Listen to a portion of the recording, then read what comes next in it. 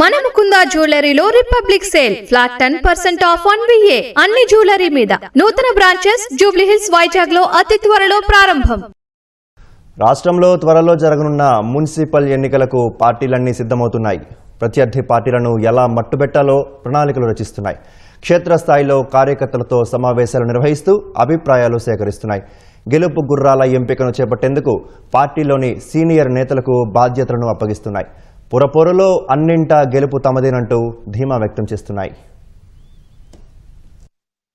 ఎన్నికల నోటిఫికేషన్ కు ముందే పురపోరుకు పార్టీలన్నీ సిద్దమయ్యాయి. తప్పకుండా అత్యధిక స్థానాలు కైవసం చేసుకుని విజయ బావుట ఎగరేస్తామని ధీమా వ్యక్తం చేస్తున్నాయి. ప్రధానంగా లోక్సభ నియోజకవర్గాల వారీగా ఇన్ఛార్జీలుగా నియమితులైన మంత్రులు తమ పరిధిలోని మున్సిపాలిటీలపై ప్రత్యేక దృష్టి సారించారు. అభ్యర్థుల గుర్తింపు బాధ్యతల్ని అప్పగించడంతో క్షేత్రస్థాయిలో అధ్యయనం ప్రారంభించారు. ప్రతి వార్డుకి 5 నుంచి 6 అభ్యర్థులను ఎంపిక చేయాలని పీసీసీ సూచించింది. పార్టీలో కొత్త పాత నేతల మధ్య సమన్వయం కుదర్చడమే పెద్ద సవాలుగా భావిస్తుంది. రాష్ట్రంలో త్వరలో జరిగే ఎన్నికలను రెఫరెండంగా భావిస్తున్నట్లు రెవెన్యూ శాఖ మంత్రి పొంగులేటి శ్రీనివాసరెడ్డి వెల్లడించారు. సచివాలయంలో మీడియా ప్రతినిధులతో ఇష్టాగోష్ఠిగా మాట్లాడారు. మున్సిపల్ ఎన్నికలను రెఫరెండంగా భావిస్తున్నట్లు చెప్పారు. ప్రజలను ఓట్లడిగే హక్కు ఒక్క కాంగ్రెస్ కే ఉందని రవాణా శాఖ మంత్రి పొన్నం ప్రభాకర్ గౌడ్ అన్నారు. మహబూబాబాద్ జిల్లా మరిపెడలో జరిగిన మున్సిపల్ ఎన్నికల సన్నాహక సమావేశంలో పాల్గొన్నారు. గత 10 ఏళ్లలో చేయని అభివృద్ధిని 2 సంవత్సరాల్లోనే చేసి చూపించామని పునరుద్ఘాటించారు.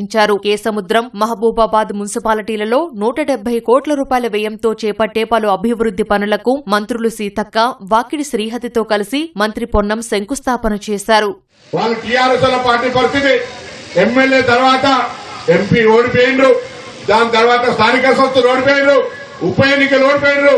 బర్దాష్ట్ బాహరే వాళ్ళు ఇలా ఈ ప్రభుత్వాన్ని రోజు విమర్శ చేసేటువంటి నీచ స్థితికి దిగజారుతారు. రాజకీయాలన్నాక విమర్శలు ప్రతి విమర్శలు ఉంటాయి, కానీ ఏది మంచిది ఏది చెడు ఆలోచన చేసే శక్తి మీకుంది. అలా రేవంత్ రెడ్డి గారి ఏది వరకు ఏమేమి పనులు చెప్పిండో అన్ని పనులు చేసే ప్రభుత్వాన్ని నిన్ను మనసుతోటి ఆశీర్వచనంతో ముందుకు పోయే విధంగా ఆశీర్వించాలని కోరుతూ అందరికీ నమస్కారం. బడి కడితే తిడతారు, బస్ స్టాండ్ కడితే తిడతారు, వాళ్ళ తిట్టుడు కొని పెట్టుకొని ఇవాళ బయట మీద బురద జల్లుడు ఏదేదో చేసుడు మానుకోండి. వాస్తవాల మీద మీరు రండి, ఒక నిర్మాణాత్మకమైన ప్రతిపక్షంగా మాట్లాడాలి.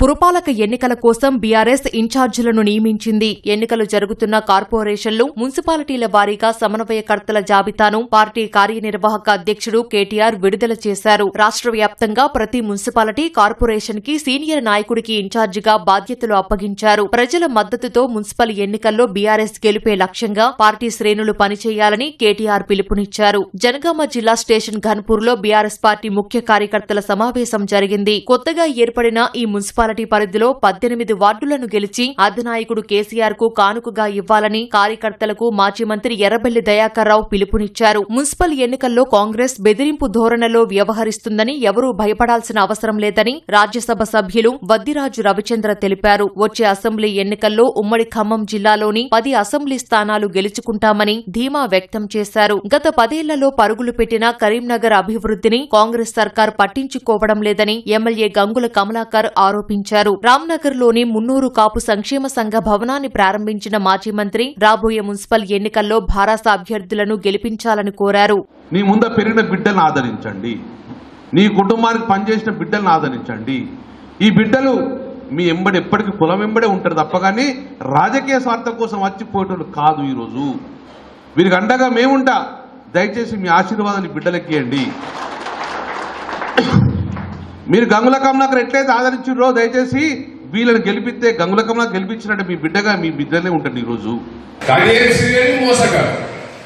కాంగ్రెస్ పార్టీ మోసం పార్టీ ఇసుంతలో పోటేద్దాం.